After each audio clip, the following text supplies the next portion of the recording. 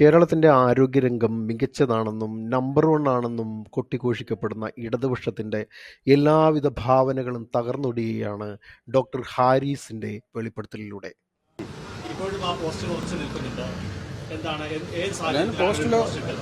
പോസ്റ്റിൽ ഞാൻ ഉറച്ചു നിൽക്കുകയാണത്.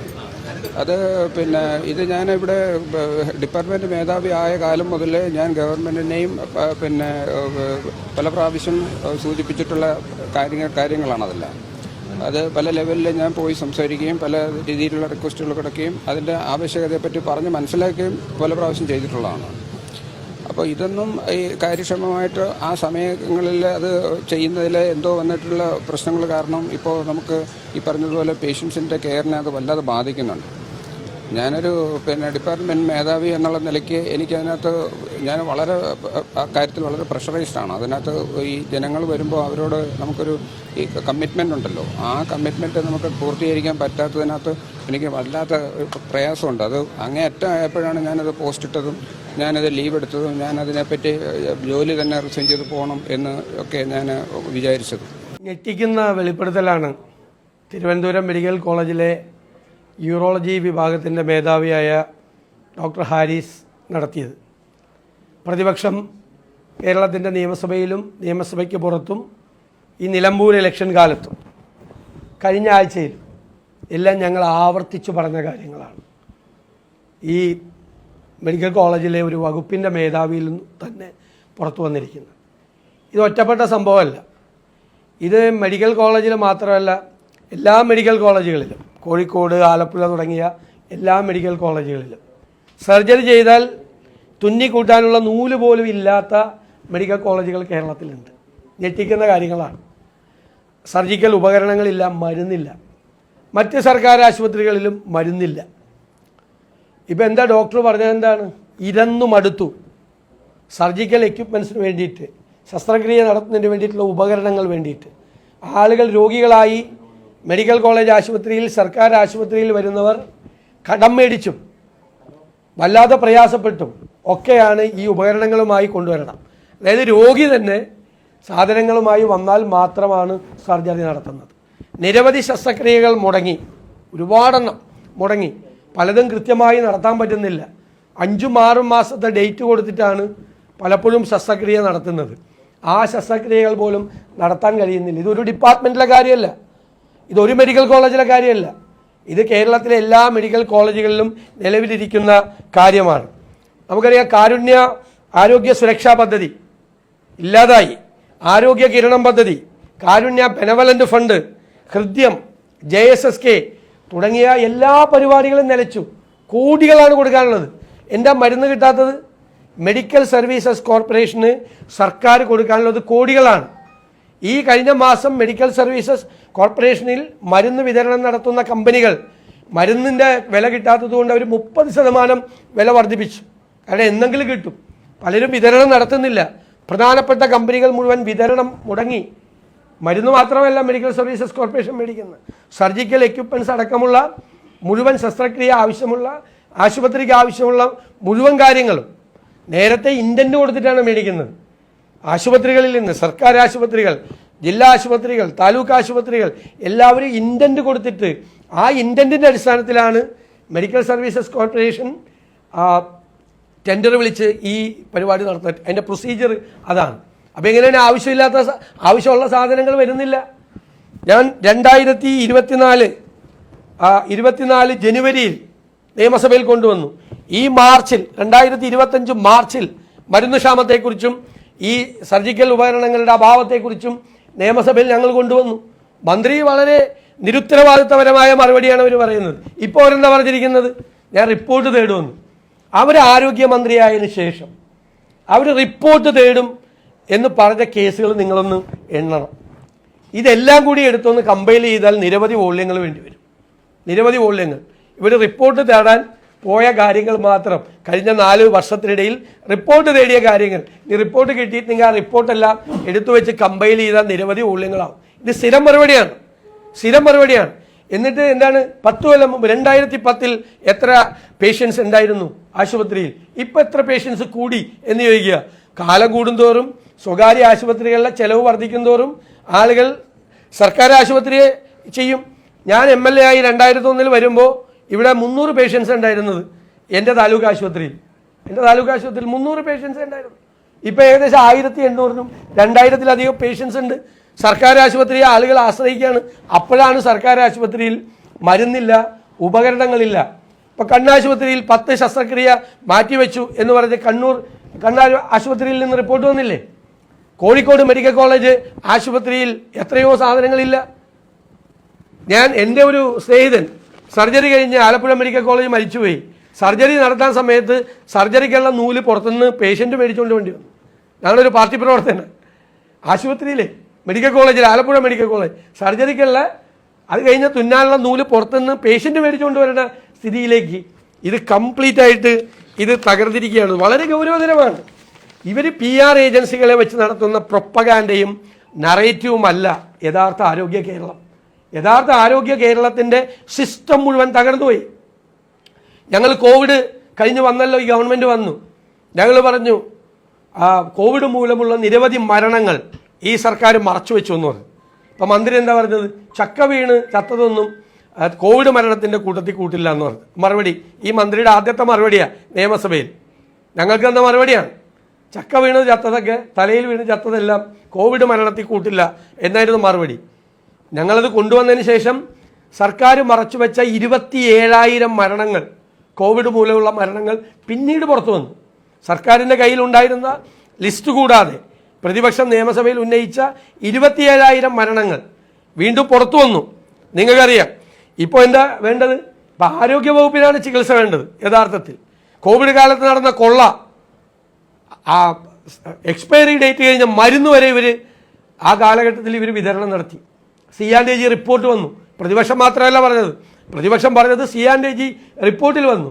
എക്സ്പയറി ഡേറ്റ് ഞാൻ ചോദിക്കട്ടെ, നമ്മുടെ മക്കൾക്കും നമ്മുടെ കുഞ്ഞുങ്ങൾക്കുമൊക്കെ ഈ എക്സ്പയറി ഡേറ്റ് കഴിഞ്ഞ മരുന്ന് മേടിച്ചു കൊടുത്താൽ, ഒന്ന് അതിൻ്റെ മോളിക്യൂൾ കോമ്പിനേഷൻ തന്നെ കഴിഞ്ഞാൽ അത് മാരകമാവും. ആ മരുന്ന് കഴിക്കാൻ പാടില്ല.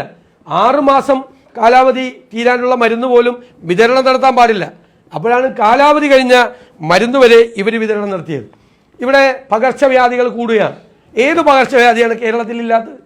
ഞങ്ങൾ നിയമസഭയിൽ കൊണ്ടുവന്ന കാര്യമാണ്. നിയമസഭയിൽ ഞങ്ങൾ ശക്തമായി ഉന്നയിച്ച കാര്യവും. നിരവധി പകർച്ചവ്യാധികൾ വർദ്ധിക്കുകയാണ്. ആ പകർച്ചവ്യാധികൾ തടയുന്നതിന് വേണ്ടിയിട്ടുള്ള ഒരു സംവിധാനവും ഗവൺമെൻറ്റിനില്ല. കോവിഡിന് ശേഷം ഞാൻ തന്നെ നിയമസഭയിൽ പറഞ്ഞു, മരണനിരക്ക് ഉയരുകയാണ്. അതായത് കാർഡിയാക് അറസ്റ്റ് കൂടുന്നു, സ്ട്രോക്ക് വരുന്നു, ഒരുപാട് ഓക്സിജൻ ലെവൽ താഴേക്ക് പോകുന്നു, ലങ്സ് ഡിസീസ്. കോവിഡിന് ശേഷം ഒരുപാട് മരണങ്ങളുടെ എണ്ണം വ്യാപകമായി കൂടുവാണ്. ഗവൺമെൻറ് ഒന്ന് പരിശോധിക്കണം എന്ന് പറഞ്ഞപ്പോൾ ഇവർ പറഞ്ഞ മറുപടി, നിങ്ങൾ പറയുന്നതിന് ശാസ്ത്രീയമായ അടിത്തറയില്ലെന്നാണ്. വെറുതെ ആശാവർക്കർമാരെ കൊണ്ട് പരിശോധിച്ചാൽ അറിയാം ഈ കോവിഡിന് മുമ്പുള്ള മരണനിരക്കാണോ കോവിഡിന് ശേഷമുള്ള മരണനിരക്കെന്ന്. ഒന്ന് പഠിക്കണ്ടേ? ഹെൽത്ത് ഡാറ്റ എന്ന് പറയുന്നത് എന്ത് ഇമ്പോർട്ടൻ്റ് ആയിട്ടുള്ള കാര്യമാണ്. എന്തുകൊണ്ടാണ് മരണനിരക്ക് വർദ്ധിക്കുന്നത്?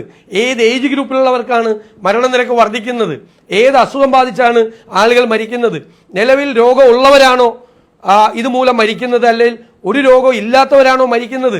ഇതൊക്കെ വളരെ എളുപ്പത്തിൽ ഈ ആശാവർക്കർമാരെ വെച്ചിട്ടുള്ള ആ മെക്കാനിസം കൊണ്ട് ഈസി ആയിട്ട് കളക്ട് ചെയ്യാനും ആ ഡാറ്റ അനലൈസ് ചെയ്ത് ആരോഗ്യരംഗത്തെ മെച്ചപ്പെടുത്താനുള്ള ശ്രമം നടത്താനും പറ്റും. ഇതൊന്നും ഇവർ ചെയ്യുന്നില്ല. ഈ കേരളത്തിലെ ആരോഗ്യ വർഷങ്ങളായി ഇവരാരും കൊണ്ടുവന്നല്ലോ, വർഷങ്ങളായി ഉയർത്തിക്കൊണ്ടുവന്ന ഒരു മേഖലയാണ് കേരളത്തിലെ ആരോഗ്യരംഗം. മാറി മാറി വന്ന ഗവൺമെൻറ്റുകൾ അതിന് സംഭാവന ചെയ്തിട്ടുണ്ട്. കൂടുതൽ സ്റ്റാഫിനെ വെച്ചിട്ടുണ്ട്. വീണ്ടും വേണം, ഒരുപാട് കാര്യങ്ങൾ വേണം. ഇത് തീർത്തും അവഗണനയാണ്. മന്ത്രിയുടെ ഓഫീസിൽ വേറെ ആരാണ് ഭരിക്കുന്നത്? അവരല്ല ഭരിക്കുന്നത്, വേറെ ആളുകളുടെ നിയന്ത്രണത്തിലാണ്. ഇവർ പറഞ്ഞ് ഞങ്ങൾ അറിഞ്ഞില്ല എന്ന്, മരുന്നില്ലാത്ത കാര്യം. എന്തൊരു വർത്തമാനമാണ്! പ്രതിപക്ഷം തന്നെ നിയമസഭയിൽ എത്ര പ്രാവശ്യം പറഞ്ഞു മരുന്നില്ല, സർജിക്കൽ എക്യുപ്മെൻറ്റ്സ് ഇല്ല എന്ന്. ഈ ഡോക്ടർ തന്നെ പറഞ്ഞില്ലേ മന്ത്രിയുടെ PS-നെ അറിയിച്ചു എന്ന്, മെഡിക്കൽ കോളേജിലെ പ്രിൻസിപ്പൽ അറിയിച്ചു, ഡിപ്പാർട്ട്മെൻറ്റ് മേധാവികൾ അറിയിച്ചു. പക്ഷെ ഇവർ മാത്രം അറിഞ്ഞിട്ടില്ല. ഇന്ന് അറിയുന്നത്. ഇദ്ദേഹത്തിൻ്റെ ഈ വാർത്ത വിവാദമായപ്പോഴാണ് ആരോഗ്യമന്ത്രി ഇപ്പോഴാണ് അറിയുന്നത്. ഇപ്പോൾ നിയമസഭയിൽ ഞങ്ങളൊന്നും പറഞ്ഞത് കേട്ടില്ലേ? ഞങ്ങൾ മെഡിക്കൽ സർവീസസ് കോർപ്പറേഷനിലും നടക്കുന്ന വിഷയങ്ങളെല്ലാം പഠിച്ചിട്ടാണ് ഞങ്ങൾ പറഞ്ഞത്. എന്നിട്ടും ധനകാര്യമന്ത്രി 300 കോടി രൂപ പ്ലാൻ കട്ട് ചെയ്തു ഈ വർഷം. ഞങ്ങൾ നിയമസഭയിൽ പറഞ്ഞു ആരോഗ്യരംഗം ഏറ്റവും അവതാളത്തിലായി, വെന്റിലേറ്ററിൽ കിടക്കുന്ന സമയമാണ് ആരോഗ്യരംഗം കേരളത്തിൻ്റെ. അപ്പോഴാണ് ധനകാര്യമന്ത്രി 300 കോടി രൂപ വീണ്ടും പ്ലാൻ കട്ട് ചെയ്തു. പണമില്ലാത്തത് കൊണ്ടും മെഡിക്കൽ സർവീസസ് കോർപ്പറേഷന് വിതരണക്കാർക്ക് പണം കൊടുക്കാത്തത് കൊണ്ടുമാണ് കൃത്യമായി മരുന്നുകൾ വരാത്തത്, സർജിക്കൽ എക്യുപ്മെൻറ്റ്സ് വരാത്തത്. ഇത് ഗുരുതരമായ വിഷയമാണ്. ആരോഗ്യ കേരളം അപകടത്തിലാണ്. ആരോഗ്യ കേരളം വെന്റിലേറ്ററിലാണ്. അതിനെ രക്ഷിക്കണം. ഞങ്ങൾ UDF നേരത്തെ ഒരു തീരുമാനം എടുത്തിട്ടുണ്ട്. അതിൻ്റെ ഭാഗമായി UDFൻ്റെ ഒരു ഹെൽത്ത് കമ്മീഷൻ നാളെ നിലവിൽ വരും. ഞങ്ങൾ കേരളത്തിലെ ആരോഗ്യ പ്രശ്നങ്ങളെക്കുറിച്ച് ഗൗരവതരമായി പഠിക്കുന്നതിന് വേണ്ടിയിട്ടുള്ള ഒരു ഹെൽത്ത് കോൺക്ലേവ് ഈ ജൂലൈ മാസത്തിൽ തന്നെ ചേരും. ഞങ്ങൾ ഗവൺമെൻറ് റിപ്പോർട്ട് കൊടുക്കും.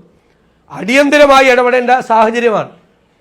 ഞാനിത് ആദ്യമായിട്ട് പറയുന്നത്, ഞാൻ പറയില്ല, നിയമസഭയിൽ പറഞ്ഞത് കൂടാതെ നിലമ്പൂരിലെ തെരഞ്ഞെടുപ്പിൻ്റെ കൺവെൻഷൻ്റെ ഉദ്ഘാടന വേദിയിൽ തൊട്ട് ഞാൻ അത് പറയുന്നുണ്ട്. കഴിഞ്ഞ ആഴ്ച തിരുവനന്തപുരത്ത് 3 പ്രധാനപ്പെട്ട സമ്മേളനങ്ങൾ നടന്നു. മാധ്യമപ്രവർത്തകർ റിപ്പോർട്ട് ചെയ്താണ്. നിങ്ങളുടെ റെക്കോർഡിൽ ലൈബ്രറിയിലുണ്ടാവും. സെക്രട്ടേറിയറ്റ് അസോസിയേഷൻ്റെ സമ്മേളനം, ലോ സെക്രട്ടേറിയറ്റിൻ്റെ സമ്മേളനം, പിന്നെ ഫിനാൻസ് സെക്രട്ടേറിയറ്റിൻ്റെ സമ്മേളനം.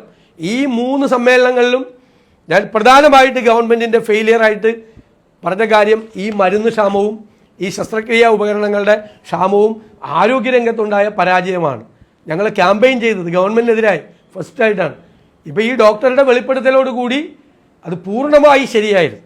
പ്രതിപക്ഷം നിരന്തരമായി ഉന്നയിച്ചു കൊണ്ടിരുന്ന ആരോഗ്യ രംഗത്തെക്കുറിച്ചുള്ള ആരോപണങ്ങൾ ശരിയായി എന്ന് പുറത്തു വന്നിരിക്കുകയാണ്. അല്ല, ഞാൻ ചോദിക്കട്ടെ, പ്രയോറിറ്റി ഇല്ലേ ഗവൺമെൻറ്റിന്? മുഖ്യമന്ത്രി നിലമ്പൂരിൽ വന്ന് പറഞ്ഞാൽ എന്താ? കേരളം ധനപ്രതിസന്ധിയിലാണ് എന്ന് പറയുന്നത് വികസന വിരുദ്ധരാണെന്നാണ്. ഇവിടെ ഒരു പ്രശ്നമില്ലെന്ന് പറഞ്ഞു. ആണോ? പ്രയോറിറ്റി എന്താ? ഏറ്റവും പാവപ്പെട്ടവരിൽ പാവപ്പെട്ടവനല്ലേ ഈ ആശുപത്രിയിൽ പോകുന്നത്? അവൻ നൂലും എക്യുപ്മെൻസും മരുന്നും പുറത്തുനിന്ന് എഴുതുന്ന മരുന്നും മേടിച്ചുകൊണ്ട് ചെല്ലണം ആശുപത്രി. എന്നാൽ പിന്നെ സ്വകാര്യ ആശുപത്രി പോയാൽ പോരെ? അതല്ല ഞങ്ങൾ പറഞ്ഞിരുന്നത്. നിരന്തരമായി അവഗണനയുണ്ട്, ശ്രദ്ധയില്ലായ്മയുണ്ട്. എന്നിട്ട് 15 കൊല്ലം മുമ്പുള്ള പേഷ്യൻസിൻ്റെയും ഇപ്പോഴത്തെ പേഷ്യൻസിൻ്റെ താരതമ്യപ്പെടുത്തി പറയുക, പുരോഗതി കാണിക്കാൻ. എന്നാൽ പിന്നെ ഒരു 25 കൊല്ലം ആയിക്കോട്ടെ, കമ്പയർ 25 കൊല്ലം മുമ്പുള്ള സ്ഥിതി. ഹെൽത്ത് കമ്മീഷൻ പ്രധാനപ്പെട്ട പൊതുജന ആരോഗ്യ വിദഗ്ധരായ ആളുകളെ ഉൾപ്പെടുത്തി ഉള്ളൊരു കമ്മീഷൻ നാളെ നിലവിൽ വരും. പൊതുജന ആരോഗ്യ വിദഗ്ധരെ ഉൾപ്പെടുത്തി. നേരത്തെ എടുത്ത UDF ഞങ്ങൾ ഈ ഗൗരവതരമായി ഈ വിഷയം ചർച്ച ചെയ്തതാണ്. നിലമ്പൂർ ഇലക്ഷൻ തൊട്ട് മുമ്പ് ഇലക്ഷൻ വന്നുകൊണ്ടാണ് ആ കമ്മീഷൻ പത്രസമ്മേളനത്തിൽ അന്നത്തെ കൺവീനർ പറഞ്ഞതാണ് കമ്മീഷൻ. പിന്നെ ഇലക്ഷൻ ആയതുകൊണ്ടാണ് ഞങ്ങൾക്കത് ചെയ്യാൻ പറ്റാതെ പോയത്. നിലമ്പൂർ ഇലക്ഷന് തൊട്ട് മുമ്പ് കൂടിയ UDF യോഗം ഇത് തീരുമാനിച്ചു. ഹെൽത്ത് കമ്മീഷനും ഹെൽത്ത് കോൺക്ലേവും.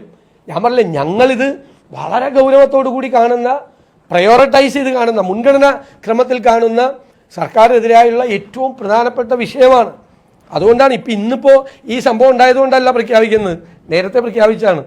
തിരുവനന്തപുരത്ത് തന്നെ വെച്ച് പ്രഖ്യാപിച്ചാണ്. അത് ഇലക്ഷൻ ആയതുകൊണ്ട് ഇപ്പോൾ നാളെ അത് നിലവിൽ വരും. അവർ സ്റ്റഡി ചെയ്യും.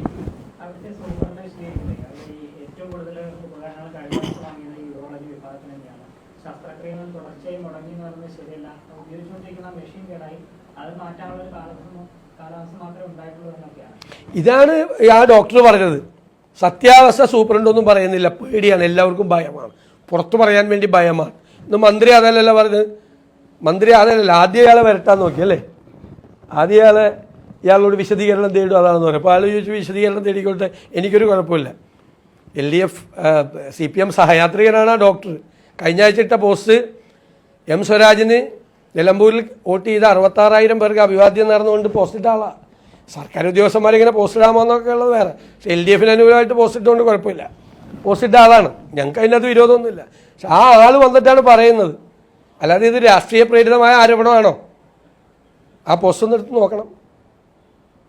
എന്നിട്ട് നമുക്ക് ആ കയ്യിലേക്ക് ഒന്ന് ഇടണത് ആ പോസ്റ്റ്. കഴിഞ്ഞ ആഴ്ച ഈ ഡോക്ടർ ഇട്ട പോസ്റ്റ് അല്ല, സൂപ്രണ്ട് വിശദീകരിച്ചത് ശരിയാണെന്ന് മന്ത്രി പറയണ്ടോ? മന്ത്രിയെ പറയുന്നുണ്ടോ? മന്ത്രി പറയുന്നുണ്ടോ? എല്ലാ ഡിപ്പാർട്ട്മെൻറ്റിലും എവിടെയാ മരുന്ന് ഇല്ലാത്തതെന്ന് ചോദിക്കും. ഞങ്ങൾ അറിയിക്കാമെന്ന് പറഞ്ഞു. എത്രയോ സ്ഥലത്ത് അറിയിച്ചു ഞങ്ങൾ മരുന്നില്ലാത്തത്. നിങ്ങൾ ചോദിച്ചു നോക്ക്, പല സ്ഥലത്തും മരുന്നില്ല.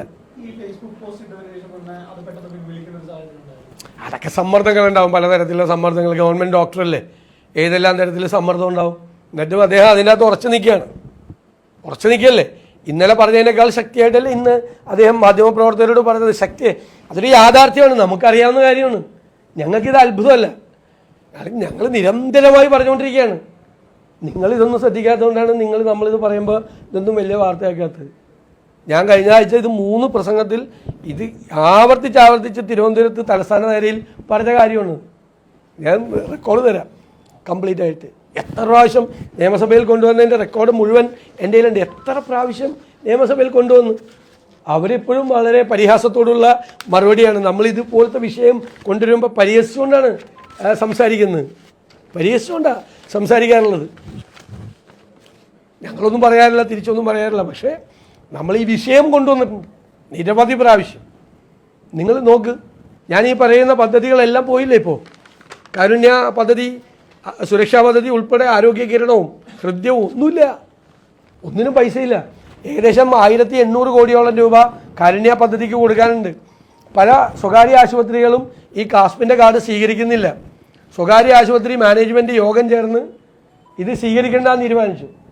ചില ആശുപത്രിക്ക് കോടികളാണ് കൊടുക്കാനുള്ളത്.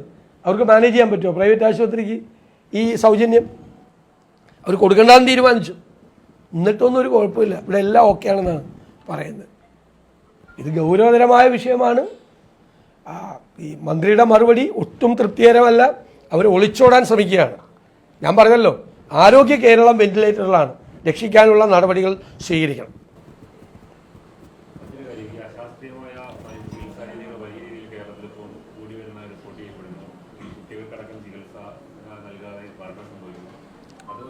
ഗൗരവത്തോടു കൂടി അന്വേഷിക്കേണ്ട കാര്യമാണ്, ഗവൺമെൻറ് അന്വേഷിക്കേണ്ട കാര്യമല്ലേ. എവിടെയാണ് അപ്രൂവ്ഡായ എന്നൊക്കെ നിയമങ്ങളുണ്ടല്ലോ, ക്ലിനിക്കൽ എസ്റ്റാബ്ലിഷ്മെൻ്റ് ആക്ട് അടക്കമുള്ള ഈ മെഡിക്കൽ സർവീസസ് ആയിട്ട് ബന്ധപ്പെട്ടിട്ടുള്ള നിയമങ്ങളുണ്ട്, ചട്ടങ്ങളുണ്ട്. അതിനെ ലംഘിച്ചുകൊണ്ട് ആരാണ് അത്തരം പരിപാടികൾ നടത്തുന്നത് എന്ന് കണ്ടുപിടിച്ചാൽ സർക്കാരാണ് നടപടി സ്വീകരിക്കേണ്ടത്. ഒരു പാരലൽ സമാന്തര ചികിത്സാ സമ്പ്രദായം ഉണ്ടാകാൻ പാടില്ല. ഉണ്ടാകാൻ പോകുന്നത് അപകടമാണ്. ഇന്ന് ആരോഗ്യരംഗം, ആരോഗ്യ കേരളം വെന്റിലേറ്ററിലാണ്.